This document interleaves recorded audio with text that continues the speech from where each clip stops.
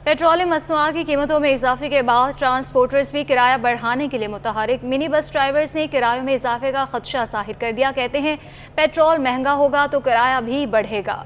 Update करते चलें आपको इस हवाले से कि पेट्रोल महंगा होते ही डीलर्स की मनमानियां शुरू हो गई हैं। तफसीलात जानेंगे आयमा खान से। शहर कायद में महंगाई का जिन जो है वो बेकाबू हो गया। दिन ब दिन जो है वो महंगाई की शरह में इजाफा होता जा रहा है। साथ ही साथ आज हम देख रहे हैं कि पेट्रोलियम मसनूआत की कीमतों में भी इजाफा हुआ है, जिसके बाद हम देखते हैं कि पेट्रोल की कीमत जब बढ़ती है तो दीगर अशिया की कीमतें भी जो बढ़ जाती हैं। साथ ही साथ जो गरीब लोग होते हैं, जो आम आवाम है, वो जो है वो इन लोकल बसेस में ट्रैवल करती है। हमारे साथ लोकल बसेस के ड्राइवर भी मौजूद हैं, हम इनसे भी बात कर लेते हैं और जानते हैं। जी सर, बताइएगा कि पेट्रोल की कीमत बढ़ गई है तो इस हवाले से बस के किरायों की क्या सूरत हाल है? जी ज़रूर, किराया तो बढ़ेंगे ना। आप खुद देखें ना, अगर एक चीज़ का पेट्रोल जब बढ़ जाएगा तो किराए भी बढ़ेंगे। अब किराए बढ़ाते हैं तो कस्टमर हमें बोलते हैं कि यार इतना किराया नहीं होना चाहिए, इतना नहीं, ये जुल्म है, ये ज़ाती है, ये सारा जुल्म हम कर रहे हैं। अब आगे देखो ना, हुकूमत को देखो ना, हुकूमत कहाँ सोई है। इंतजामिया से ये कहेंगे खुदारा हमारे ऊपर रहम करें, खौफ करें। अभी हम क्या घर पे पैसे क्या लेके जाएँ, ये बताओ। पेट्रोल कितना महंगा है आपको पता है? कल क्या रेट होगा आपको पता है? हमारा दिमाग काम करना छोड़ चुका है इस वक्त, कुछ समझ नहीं आती क्या करें। मेहरबानी करके आप पेट्रोल कम करें तो हर चीज़ के ऊपर फ़र्क आएगा ना। एक चीज़ तो नहीं है ना, आटा है, तेल है, बिजली है। बिजली आप देखो, गैस नहीं है, बिजली नहीं है, कुछ भी नहीं है। अब क्या करें, हर जगह मजबूरी है और मजबूरी का नाम है शुक्रिया। जी बिल्कुल, मेरे साथ जो है वो बस ड्राइवर मौजूद थे। इनका ये कहना है कि पेट्रोलियम मसनूआत की जब कीमतें बढ़ती हैं तो इसका असर जो है वो दीगर अशिया पर भी होता है। साथ ही साथ इनका ये कहना था कि पेट्रोल जब बढ़ा है तो जाहिर सी बात है कि किरायों में भी इजाफा होगा। जी, पेट्रोल की बढ़ती कीमत के असरात सामने आने लगे। बैरून शहर चलने वाली ट्रांसपोर्ट के किरायों में इजाफे का इंदिया दे दिया गया। ट्रांसपोर्टर्स कहते हैं कि आज रात मीटिंग में किराए बढ़ाने का फैसला होगा। मजीद इस पर तफसीलात जान लेते हैं हमारी नुमाइंदा राबेल अशरफ से, जो इस वक्त बस अड्डे पर मौजूद है। जी बिल्कुल, पेट्रोलियम मसनूआत की कीमतों में एक बार फिर से जो है वो इजाफा हो गया है। महंगाई में पिसी आवाम पर जो है एक बार फिर पेट्रोल बम गिरा दिया गया है। हम इस वक्त हम मौजूद हैं बस अड्डे पर, जहां पर जो बसें अंदरून सिंध जाती हैं उनकी किरायों में इजाफा हुआ है पेट्रोलियम की मसनूआत की कीमतों में इजाफे के बाद या नहीं। हमारे साथ टिकट इंचार्ज मौजूद हैं, इनसे जान लेते। भाई मुझे बताएं, ये बसों के आज पेट्रोलियम मसनूआत की कीमतों में इजाफा हुआ है तो क्या इजाफा कर दिया गया है? नहीं, आज तो नहीं किया है, लेकिन आज हमारी मीटिंग है, ट्रांसपोर्ट वाले की मीटिंग है लाड़कान में। TMC वाले का सारे जो है लाड़काने चल रहे हैं, उस हिसाब से आज मीटिंग है हमारी। जैसे मीटिंग होगी आज शाम को, रात को मीटिंग होगी, फिर कल से हम किराया बढ़ाएंगे। ज़ाहिर बात है, डीजल पेट्रोल तो बढ़ा है, 20 रुपये बढ़ा है, थोड़ा भी नहीं बढ़ा है, तो ज़ाहिर है उतना फ़र्क तो आएगा ना। हम बढ़ाएंगे, ज़रूर बढ़ाएंगे, तो उस हिसाब से खर्चा ज़्यादा है। लेकिन आज हमारी मीटिंग है, इंशाल्लाह मीटिंग में कुछ न कुछ होगा, बढ़ेगा किराया। जी बिल्कुल, जैसे कि आपने सुना, हमारे साथ टिकट इंचार्ज मौजूद थे। उनका यही कहना है कि कीमतों में जो है वो इजाफा हो जाएगा, क्योंकि पेट्रोल की कीमतों में जो है वो डीजल की कीमतों में इजाफा हो गया, पेट्रोल की कीमतों में इजाफा हो गया। हर चीज़ जो है इस आवाम की पहुंच से दूर होती जा रही है, तो इसकी वजह साथ ही जो है डीजल की भी कीमतों में इजाफा हो गया, जिसकी वजह से इनके ऊपर ज़्यादा लोड हो गया। और उनका कहना है कि आज जो है रात में मीटिंग है और उसमें लाएअमल तय किया जाएगा कि टिकट जो है उसमें कितना इजाफा किया जाएगा। जी अनासिन, पेट्रोलियम मसनूआत की कीमतों में होशरुबा इजाफा हो चुका है। ख़वातीन भी परेशान है। कहती हैं पहले बस का किराया 100 रुपये था, अब 200 रुपये लगते हैं। आज पेट्रोल मजीद महंगा होने से किराए और बढ़ जाएंगे। तफसीलात बताएंगी सबा परवेज़। जी बिल्कुल, शहर कायद में महंगाई का जिन काबू ना कर सका गया। पेट्रोलियम मसनूआत में एक बार फिर जो है वो इजाफा कर दिया गया है। गरीब आवाम जो है वो महंगाई के बोझ के तले दबती जा रही है। मेरे साथ इस वक्त मौजूद है खातून, इनसे जानते हैं कि महंगाई जो है वो पेट्रोल में बढ़ गई, पेट्रोल की जो है वो कीमतें इजाफा हो गए। मुझे इस वजह से बताइए कि आपको क्या मुश्किलात का सामना करना पड़ता है जब ये पेट्रोल महंगा होता है? जी जाहिर सी बात है, सबसे पहले तो ये जो गरीब तबका है वही मुतासिर होगा। जैसे हम रोज़ के आने जाने में, मेरी सिर्फ 30,000 रुपये सैलरी है, उसमें समझ लें कि 6,000 रुपये तो हर महीने का किराया कट जाता है। तो फिर देखें आप कि हमें बचेगा क्या पीछे। तो मैं यही हुकूमत से कहूँगी कि आप थोड़ा ख्याल करें, थोड़ा पेट्रोल की तरफ से जो है ना तवज्जो हटाएँ, बाकी और कामों की तरफ बढ़ाएँ, ताकि गरीब आवाम की तरफ ध्यान लगाएँ। देखें उनके क्या मसाइल हैं, उनकी तरफ आप देखें। आप ये ना देखें कि बस पेट्रोल बढ़ा दिया। एक पेट्रोल बढ़ाने से आपको पता हर चीज़ में इजाफा होता है, हर एक चीज़ महंगी होती है, हर एक इंसान के लिए मुश्किलात पैदा होती हैं। पहले मैं 100 रुपये में करती थी आना जाना, ये 2 साल में समझ लें कि मैंने 200 रुपये मेरा बढ़ गया अब किराया। अब मेरा 200 रुपये किराया लगता है बल्दिया से लेकर किमाड़ी तक का। आप खुद सोच सकते हैं कि कहाँ इतनी जल्दी इजाफा हुआ है किरायों में। अब ज़ाहिर मज़ीद ये लोग और बढ़ाएंगे। पेट्रोल होता है 2 महीने बाद महंगा और ये लोग कर देते हैं 2-3 महीने पहले ही महंगा, वो किराए बढ़ा लेते हैं। जी बिल्कुल, जैसा कि आपने सुना कि पेट्रोल महंगा होता नहीं है, कि किराए जो हैं वो पहले महंगे होना शुरू हो जाते हैं। शहरी जो है वो 30,000 की तनख्वाह से घर का खर्चा चलाएंगे या फिर अपना जो है वो ट्रांसपोर्ट का मसला हल करेंगे।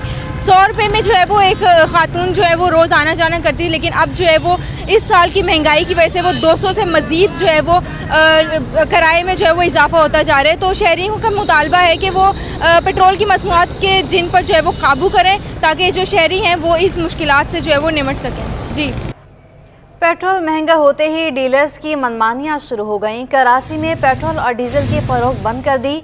शाहराह फैसल, गुलशन इकबाल, नॉर्थ नाजिमाबाद में पेट्रोल नायाब हो गया। सदर, FB एरिया, गुलबर्ग समेत दिगर इलाकों में भी पंप से पेट्रोल गायब हो गया। शहरियों को पेट्रोल न मिलने के बायस मुश्किलात का सामना है। जी हाँ, शहरियों को पेट्रोल न मिलने के बाइस मुश्किलात का सामना करना पड़ रहा है। पेट्रोल महंगा होते ही डीलर्स की मनमानियां शुरू हो गई हैं। कराची में पेट्रोल और डीजल की फरोख्त बंद कर दी है। शाहराह फैसल, गुलशन इकबाल, नॉर्थ नाजिमाबाद में पेट्रोल नायाब है। सदर, FB एरिया, गुलबर्ग समेत दीगर इलाकों में भी पंप से पेट्रोल गायब हो चुका है। तफसीलात जान लेते हैं, हमारी नुमाइंदे ताहा मलिक हमारे साथ मौजूद है। ताहा, बताइएगा अब इस वक्त कहाँ पर मौजूद हैं, कौन से पेट्रोल पंप पर मौजूद हैं और क्या वजह इनके जानिब से बताई जा रही है पेट्रोल पंप को बंद करने की?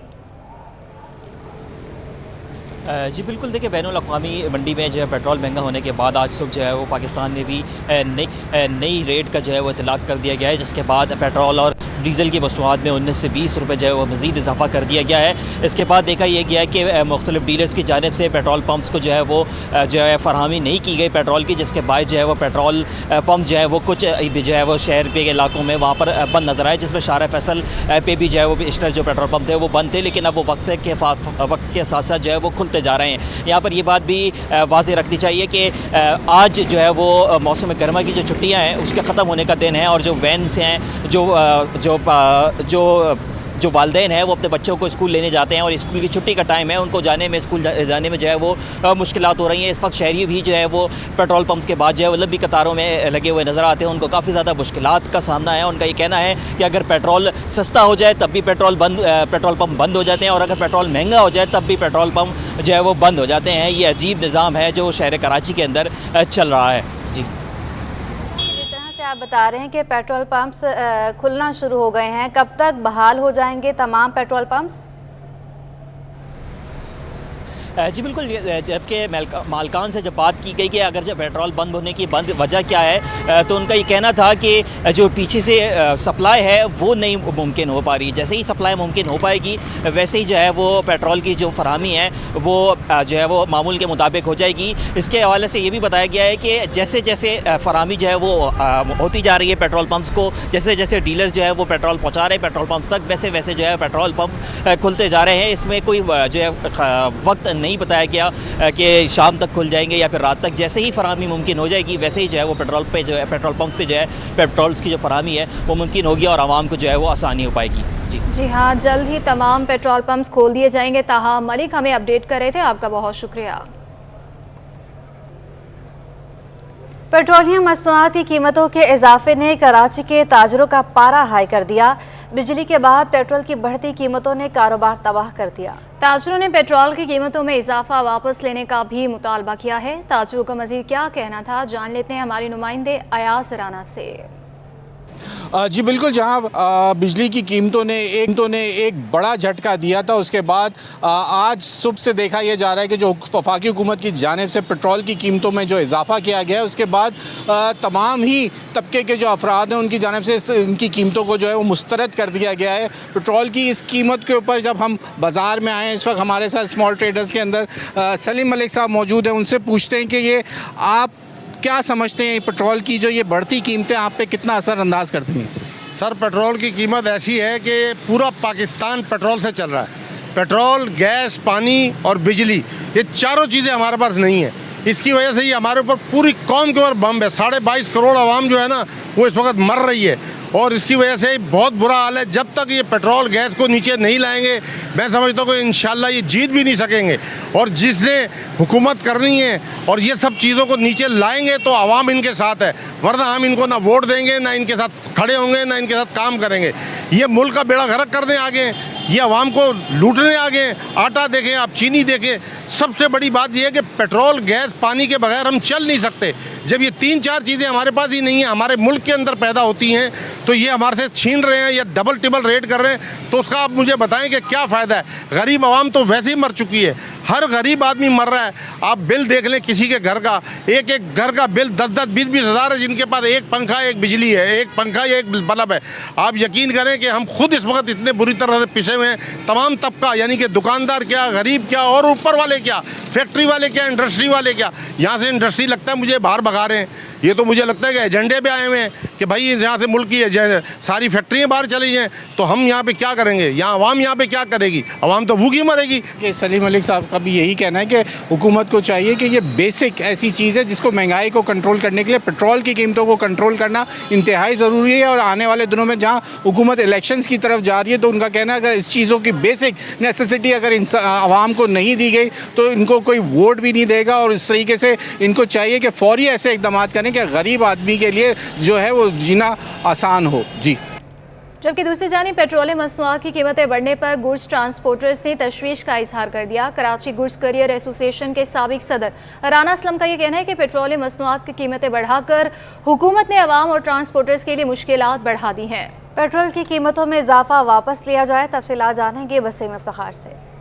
जी बिल्कुल, जैसे कि हुकूमत की जानिब से पेट्रोलियम मसनूआत की कीमतों में इजाफा कर दिया गया है। बिलखुसूस अगर हम बात करें पेट्रोलियम मसनूआत में डीज़ल की, तो डीज़ल जो है तकरीबन 19 रुपये 90 पैसे महंगा किया गया है। राउंड फिगर की बात करें तो 20 रुपये तक फ़ी लीटर डीज़ल जो है वो महंगा कर दिया गया है। और इस हवाले से जो गुड्स ट्रांसपोर्टर्स हैं उनमें शदीद तशवीश पाई जाती है। इस वक्त मेरे साथ मौजूद हैं साबिक सदर Karachi goods carrier association Rana Aslam साहब। राना साहब, क्या कहेंगे, अचानक से डीज़ल भी महंगा कर दिया गया है और ऐलान भी कर दिया गया है और नोटिफिकेशन भी जारी कर दिया गया है, तो जो डीज़ल महंगा हुआ है उसके हवाले से आप क्या कहेंगे और कारोबार कितना मुतासिर होगा आपका? बिस्मिल्लाहिर्रहमानिर्रहीम।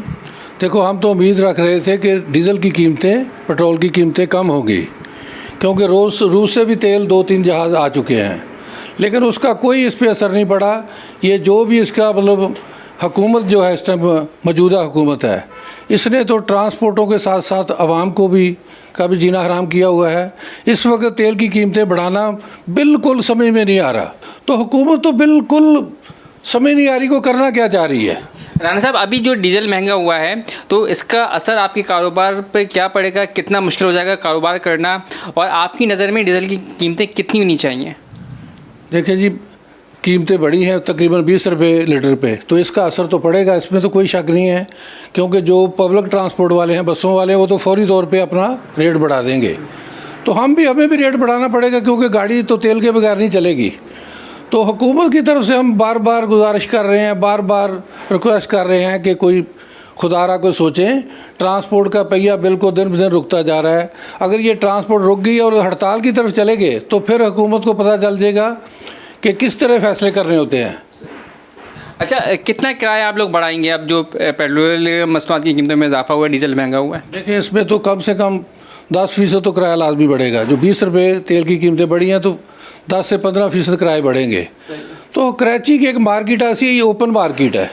यहाँ मतलब जो कारोबार हालात से मतलब कारोबार चलता है, यहाँ मार्केट का जो मल्टीनेशनल कंपनियों का काम करते हैं वो तो तेल के ऊपर काम नीचे ऊपर होता रहता है, लेकिन जो आम ओपन मार्केट है, 2 बड़े पोर्ट है कराची में, तो ये ओपन मार्केट है। तो ये बिज़नेस से ऊपर काम है ज़्यादा। जहाज़ 2-3 खाद के आगे हैं, सोयाबीन के आगे हैं, तो रेट बढ़ जाता है, वरना कोई मतलब प्रॉपर सिस्टम नहीं है।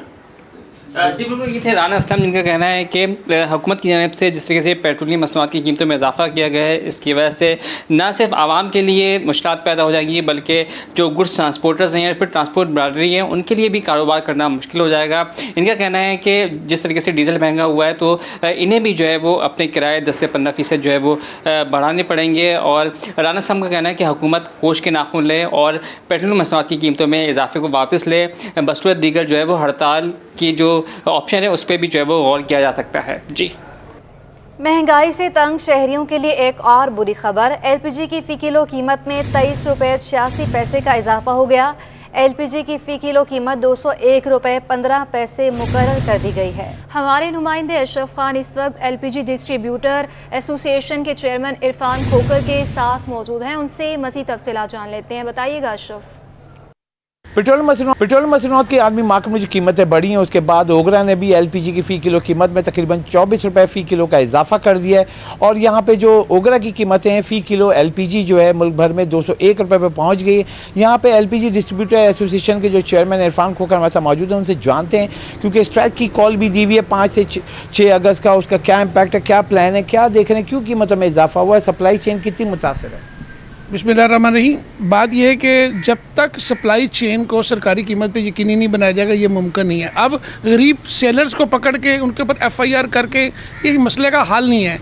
मेरी हुकूमत वक्त से गुजारिश है कि ये पकड़ दकड़ जो LPG दुकानदारों की, जिसको बंद किया जाए और सप्लाई चेन को सरकारी कीमत पे लाया जाए, वरना 5 और 6 अगस्त को मुकम्मल हम हड़ताल करेंगे। चूँकि ये जुल्म और ज़्यादती गरीब दुकानदारों के साथ ये अच्छी बात नहीं है, ये ठीक नहीं, इससे मामला ठीक नहीं होगा। इसे बेहतर लाने के लिए हमें सबको सर जोड़ के बैठना है, ओगरा अथॉरिटी को, हुकूमती इदारों को, वरना 5 और 6 साल को मुकम्मल हम सिर्फ दुकानदार के साथ जुल्म और ज़्यादती बर्दाश्त नहीं करते। इरफान साहब, अगर हम देखें, जो नाजरीन को ये बताइएगा कि क्या ओगरा के चेयरमैन या किसी से रब्ता हुआ है, क्योंकि बहुत बड़ा प्राइस डिफरेंस है। अगर मार्केट में हम देख रहे हैं 250 रुपये की एलपीजी मिल रही है और जो ओगरा की कीमत है 201 रुपये, तो इतना बड़ा फ़र्क, गैप 5000 मतलब टन जो है रोज़ की डिमांड है मुल्क भर की, तो ये तो करोड़ों रुपए बनते हैं रोज़ के जो ये कमा रहे हैं। ये अरबों रुपए की ब्लैक मार्केटिंग हो चुकी है। सिर्फ बात ये अभी में ये फिर ओगरा चेयरमैन बहुत अच्छे इंसान है, उनके साथ बातचीत, उनकी पूरी टीम के साथ हमारी बातचीत चल रही है।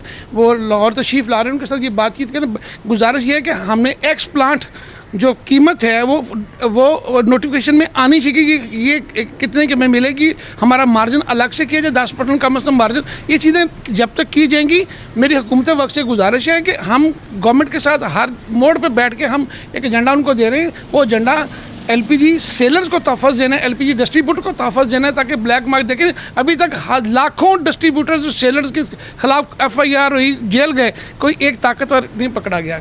जी, जैसा कि आपने सुना, अहम मैसेज दिया और कहा है कि जो ओगरा की कीमत है 201 रुपये, मार्केट रेट देखें 250 रुपये, इतना बड़ा गैप है जिस पे अरबों रुपए की ब्लैक मार्केटिंग हो रही है। एलपीजी के जो ये कारोबार है, इसको ख़त्म करने के लिए जो सप्लाई चेन को बेहतर करना होगा, जो एक्स मिल प्राइस है उसको भी बेहतर करना होगा, तभी जाके जब तक 201 रुपये पर जब तक सप्लाई नहीं होगी, हड़ताल जो की कॉल जो 5 और 6 अगस्त को दी गई है वो जारी रहेगी। आपको बताएं कि सिंध हुकूमत ने कराची प्रेस क्लब के मेंबरान की मुस्तकिल रहाइश के हल के लिए सेक्रेटरी इत्तलात नदीमुर रहमान नेमन की सरबराही में 10 रुकनी अमल दरामद कमेटी कायम कर दी है। कमेटी इंतज़ामिया और सहाफ़ियों के माबैन रहायशी स्कीम के तहफ़्फ़ुज़ात ख़त्म करने और मसाइल हल करने के लिए किरदार अदा करेगी। इस हवाले से मज़ीद क्या तफसीलात हैं, जान लेते हैं हमारे नुमाइंदे आज़ाद नोहड़ियों से। आज़ाद, आगाह कीजिएगा। जी बिल्कुल, सिंध सरकार ने कराची प्रेस क्लब के सहाफ़ियों के मुस्तकिल रिहाइश के मसाइल को हल करने के लिए बाज़ाब्ता तौर पर उसूली फैसला कर लिया है। इस हवाले से सिंध सरकार ने चीफ सेक्रेटरी सिंध की हिदायत पर 10 रुकनी जो है कमेटी कायम कर दी है, जिस कमेटी के सरबराह सेक्रेटरी इत्तलात नदीम रहमान मेमन को मुकर्रर कर दिया गया। इस कमेटी में member land utilisation board of revenue, senior member board of revenue का नुमाइंदा मेंबर के तौर पर शामिल होगा। इसके अलावा महकमा बल्दियात का नुमाइंदा, डायरेक्टर जनरल मलिर तरक्याती अथॉरिटी, डायरेक्टर जनरल तरक्याती अथॉरिटी के तौर पर शामिल होंगे। डिप्टी कमिश्नर मलिर और कमिश्नर कीमाड़ी को भी मेंबर के तौर पर शामिल किया गया है। इसके अलावा कराची प्रेस क्लब के सदर सईद सरबाजी और जनरल सेक्रेटरी को भी कराची प्रेस क्लब में इस कमेटी में मेंबर के तौर पर शामिल किया गया। ये कमेटी 700 इजाफी प्लाटों की अलाटमेंट पर गौर करेगी। इसके अलावा सहाफ़ियों को अलाट करदा ज़मीन को वहाँ गुजार कराने के हवाले से भी मुशावरत करेगी। इसके अलावा सहाफ़ी कॉलोनी में रोड, बिजली, पानी और गैस की फराहमी को यकीनी बनाएगी। इसके हवाले से महकमा सर्विस से जनरल एडमिनिस्ट्रेशन व कोऑर्डिनेशन ने नोटिफिकेशन भी जारी कर दिया है। इससे कबल कराची प्रेस क्लब के वफ्द ने chief secretary doctor Mohammad Sohail आजकू से मुलाकात की थी। उस मुलाकात में चीफ सेक्रेटरी ने सहाफ़ियों के मसाइल को हल करने की यकीन दहानी कराई थी, जिसके बाद ये अमल दरामद कमेटी कायम कर दी, जिसका सरबराह सेक्रेटरी इत्तलात नदीम रहमान मेमन को मुकर्रर कर दिया गया और मुतल्लिका जो हुकाम इदारे हैं उनके नुमाइंदगान भी इस कमेटी में शामिल हैं और कराची प्रेस क्लब के भी 2 मेंबरान इस कमेटी में शामिल हैं। जो कराची प्रेस क्लब के मेंबरान के मसाइल जो रिहाइश के हवाले से वो हल करेंगे, खासतौर पर रिहायशी कॉलोनी के हवाले से वो हल करेंगे। देना मामला है जिस पर कराची प्रेस क्लब और सदर हुकूमत पेश पर आ चुके हैं ताकि इनके मसाइल जो है बुनियादी तौर पर हल किए जा सकें। जी बहुत शुक्रिया आजाद नोहरियो। अब आपको बताएं कि मेयर कराची बैरिस्टर मुर्तज़ा वहाब का इम्प्रेस मार्केट का दौरा। मेयर कराची ने मार्केट के अतराफ सफाई सुथराई का भी जायजा लिया और दुकानदारों के मसाइल सुने। जी हाँ, आपको बता रहे हैं अतराफ सफाई सुथराई का भी जायज़ा लिया है। मार्केट के अतराफ सफाई सुथराई का जायज़ा लिया और दुकानदारों के मसाइल सुने हैं। आपको बताएं मेयर कराची बैरिस्टर मुर्तज़ा वहाब का इम्प्रेस मार्केट का यह दौरा है। मेयर कराची ने मार्केट के अतराफ सफाई सुथराई का भी जायज़ा लिया है और दुकानदारों के मसाइल भी सुने हैं। मेयर कराची बैरिस्टर मुर्तज़ा वहाब का एम्प्रेस मार्केट का यह दौरा है। मेयर कराची ने दुकानदारों से मुलाकात की और उनके मसाइल भी सुने। मेयर कराची ने एम्प्रेस मार्केट के तरफ सफाई सुथराई का भी जायज़ा लिया है। बात करने के लिए हमारे साथ मौजूद हैं शेब मुख्तार। शेब, इस दौरे के हवाले से बताइएगा। बिल्कुल, अब से कुछ देर कबल जो है मेयर कराची बैरिस्टर मुर्तज़ा वहाब ने एम्प्रेस मार्केट का दौरा किया है। मेयर कराची ने दुकानदारों से मुलाकात की है और मसाइल सुने हैं। एम्प्रेस मार्केट के इतराफ जो है इनकी जानिब से सफाई सुथराई का भी जायजा लिया है। जबकि उनकी जानिब से शहाबुद्दीन मार्केट का भी दौरा किया है। उन्होंने जेर तामीर इस मार्केट से मुतालिक जो है KMC के आला अफसरान की जानिब से जो है ब्रीफिंग भी दी गई है। इस मौके पर मेयर कराची बैरिस्टर मुर्तज़ा वहाब का कहना था कि 160 से जायद अलॉटीज को उनके जायज हुकूक जो है दिलवाएंगे। उनका कहना था कि मेरी कोशिश है जब तक इस मनसब पर मौजूद हूँ ताजिरों को जो है रिलीफ फराहम करूँ। उनका कहना था कि इस शहर के इंफ्रास्ट्रक्चर की बहाली के लिए जो है हर मुमकिन इकदाम उठाएंगे। खिदमत की सियासत पर यकीन रखते हैं। अवामी मसाइल हल करना उनकी अवलीन तरजीह है। जी, अवामी मसाइल हल करना उनकी अवलीन तरजीह है। बहुत शुक्रिया शेब मुख्तार, तफसीलात से आगाह कर रहे थे। सिंध हाई कोर्ट गुलशन इकबाल C16 स्कीम 33 में निजी स्कूल सील करने का केस। सिंध हाई कोर्ट ने SPC अफसर का कामरान शाह के खिलाफ तौहीन अदालत की दरख्वास्त को मुस्तरद कर दिया। तफसीलात बताएंगे हमारे नुमाइंदे बिलाल अहमद। जी, गुलशन इकबाल C16 में रिहायशी मकासद के लिए प्लॉट पर कमर्शल मकासद को उसको पर इस्तेमाल करना यानी कि निजी स्कूल चलाए जाने से मुतल्लिक ये मामला है। निजी स्कूल की जानिब से स्कूल को सील करने पर SPC हुक्काम के ख़िलाफ़ एक तौहीन अदालत की दरख्वास्त दायर की गई थी, जिसकी समाअत हुई है। सिंध हाई कोर्ट के जज जस्टिस अदनान इकबाल चौधरी और जस्टिस जुल्फ़कार अली सांगी पर मुश्तमिल 2 रुकनी बेंच ने इस केस की समाअत की। दौरान समाअत SPCA की कानूनी टीम ने अदालत को बताया कि स्कूल को डी सील कर दिया गया है। अदालत ने ये पूछा कि क्या ये जो स्कूल चलाया जा रहा है क्या वो रिहायशी मकासद के प्लॉट पर है या कमर्शियल मकासद के प्लॉट पर है, जिस पर SPC का कहना था कि सुप्रीम कोर्ट ऑफ पाकिस्तान की जजमेंट के मुताबिक रिहायशी मकासद के प्लॉट पर कमर्शियल मकासद इस्तेमाल नहीं किए जा सकते और ये निजी स्कूल भी रिहायशी प्लॉट के ऊपर चलाया जा रहा था। दौरान समाअत ख्वाजा नवेद अहमद निजी स्कूल की जानिब से पेश हुए और उनका ये मौक़िफ़ था कि SPCA हुक्काम पहले भी पैसे लेकर जो स्कूल है उसको चलाने की इजाज़त दे रहे थे और जहाँ पर ये निजी स्कूल कायम है गुलशन इकबाल C16 में, वहाँ पर लाइन से स्कूल्स बनाए गए हैं। लेकिन SPCA का जो ये इक़दाम है सरासर गैर कानूनी है, जिस पर अदालत ने इसकी समाअत करने के बाद जो SPCA हुक्काम के ख़िलाफ़ तौहीन अदालत की दरख्वास्त थी उसको मुस्तरद कर दिया। अब आपको बताएं कि दौरे जदीद में सरजानी टाउन का मुल्ला जाम गोट बुनियादी सहूलियात से महरूम है। बरसात का पानी तालाब का मंजर पेश कर रहा है। शहरी घरों में महसूर होकर रह गए हैं। मज़ीद जान लेते हैं हमारी नुमाइंदा इकरा आवान से। इन्हीं रास्तों पर चलकर अगर आ सको तो आओ, मेरे घर के रास्ते में कोई कहकशा नहीं है। मैं इस वक्त मुल्ला जाम गोट में मौजूद हूँ और ये वो गोट है जहाँ के इलाका मकीन बुनियादी सहूलत से महरूम हो चुके हैं। हालिया बारिशों की वजह से यहाँ का जो इलाका है वो सैलाब की सूरत जो है वो पेश करता हुआ नज़र आ रहा है। गली मोहल्लों में घरों के सामने पानी का तालाब जो है वो जमा है, जिसमें बच्चे इस गंदे पानी में खेलने पर मजबूर हैं। यहाँ के इलाका मकीन जो हैं वो अपने घरों में महदूद होकर रह गए। अफसोस के साथ ये भी कहना पड़ा है कि मेरे अकब में एक मस्जिद है जो गुज़िश्ता चंद दिनों से बंद है। नमाजी जो है उसमें नमाज पढ़ने नहीं जा सकते। मेरे साथ इस वक्त कुछ शहरी मौजूद हैं, उनसे बात करती हूँ और जानती हूँ कि ये बताइएगा कि आप लोग बुनियादी सहूलत ना होने के बावजूद किस तरह यहाँ पर ज़िंदगी गुजार रहे हैं? हम बहुत मुश्किल से ज़िंदगी गुजार रहे हैं। 10 दिन हो गए, 10 दिन से ज़्यादा ही। हमने अपनी फैमिली कहीं और छोड़ी हुई है और यहाँ पे इतने पानी है कि हम घरों से बाहर नहीं निकल जा रहे हैं। मैं खुद एक कारी, मैं खुद मदरसे पढ़ाता हूँ बच्चों को। मैं 10 दिन से घर पर हूँ क्योंकि मैं पढ़ाई नहीं जा सकता हूँ और मसले इतने कि पानी में कदम भी नहीं रख सकता। खड़े खड़े यहाँ पे लोग गिर जा रहे हैं, बाइकें स्लिप हो रही हैं और हद से ज़्यादा तकलीफ़ें हमें यहाँ कोई पूछने भी नहीं आ रहा है। हम लोग जितनी कोशिश कर सकते थे कर सकते हैं, कर रहे हैं। और ये 10 दिन से ज़्यादा ही मस्जिद बन रहे हैं। यहाँ 2 मस्जिदें किए एक आगे, यहाँ तक अजान भी नहीं दे पा रहे हैं क्योंकि जब पानी इतना है तो कैसे आएंगे। आज जिस तरह आपने बताया है कि पानी जो है इतना ज़्यादा आप घरों में महदूद होकर रह गए। उसके अलावा यहाँ पर जो बुनियादी सहूलत होती है, बिजली होता है, पानी होती है, उसके अलावा आप लोगों की डिस्पेंसरी और दूसरी जो बुनियादी सहूलत है वो यहाँ पर नहीं, उस हवाले से बताएं। उसके वजह से भी बहुत परेशान है। मेडिकल नहीं है, गैस हमारे यहाँ आती नहीं है और बिजली भी बस नाम की है। और मेडिकल दवाई वगैरह भी लेना तो हमें सोचना पड़ता है कि हम कहाँ जाएँ। यहाँ तक मेडिकल से भी कोई दवाई लेनी हो तो हमारे पास कोई करीब में मेडिकल भी नहीं है, कोई सहूलत नहीं है, बस एक छत है, बस वहीं रह रहे हैं हम। ठीक है, ये बताएं कि मेरे साथ इस वक्त एक और शहरी मौजूद है, उनसे बात करती हूँ और जानती हूँ कि ये बताएं कि बच्चों की पढ़ाई जो होती है वो बहुत अहम होती है। यहाँ पर बच्चों के लिए ना सरकारी स्कूल है ना प्राइवेट स्कूल है, तो किस तरह यहाँ के बच्चे तालीम हासिल करते हैं? यहाँ के बच्चे तालीम हासिल नहीं कर पा रहे हैं। ना यहाँ पे यहाँ पे ना स्कूल है ना कुछ है। कुरान पाक भी पढ़ने जाते हैं तो पानी से गुजर के जाते हैं, उनके कपड़े ख़राब होते हैं। आज खुद मेरी भतीजी गई है, गिर गई है पानी में, वो वापस घर आ गई है। इस वजह से बहुत परेशानी है। पानी है यहाँ पे, बिल्कुल गुजारा मुश्किल हो गया।